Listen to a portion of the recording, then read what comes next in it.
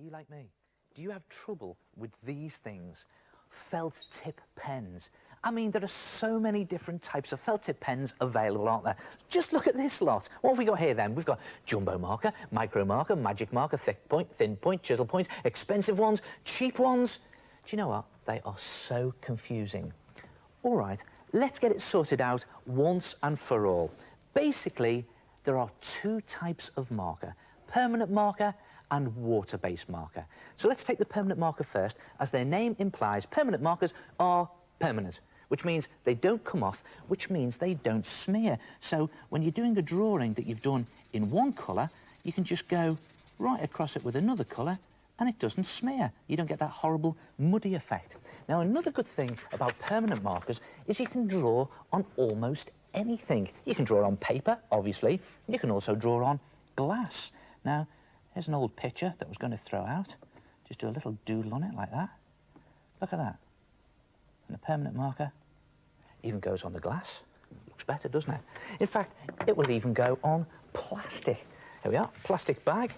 Just do a little design on this, just to jazz it up a little bit.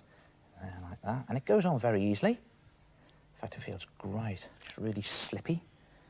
And it goes. And when it's dry, of course, it's permanent. And there it is. In fact, you can even draw on cloth and fabric. Look at this little design I've done there, the American flag. And in fact, permanent marker is so permanent, it doesn't even come off in water. Watch this. There it is.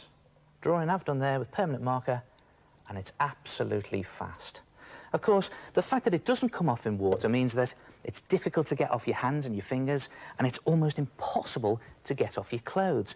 On the other hand, water-based markers are very easy to get off. Now, the good thing about water-based markers is there's lots of different types available. You can get different sizes, lots of different colours, and they do tend to be a lot cheaper. And the good thing about them is you can mix the colours. Now, you can't do this with permanent marker. Look at that, bit of blue, and then on top of it, I'm going to do some yellow, and look at that. It goes to green. Yellow and blue make green. Now, you can't do that with permanent marker. The bad thing about water-based marker is they do smear. Watch this. I've done this picture in black water-based marker. I tried to colour it in with yellow, and look what happens. The colours smear all over the place. So you have to be really careful when you're colouring in with water-based markers. Be careful the colours don't touch. So your water-based markers aren't as permanent as your permanent markers, but you can mix the colours. Now, one thing generally that's bad about felt tip pens is you can't get many different shades or tones. They tend to be one flat colour, like this red and this blue. But you can get round this by using other things on top of them. What about a bit of wax crayon to give it some shading? And that goes on top of felt tip pen very easily. Look at that, it gives a good shading effect.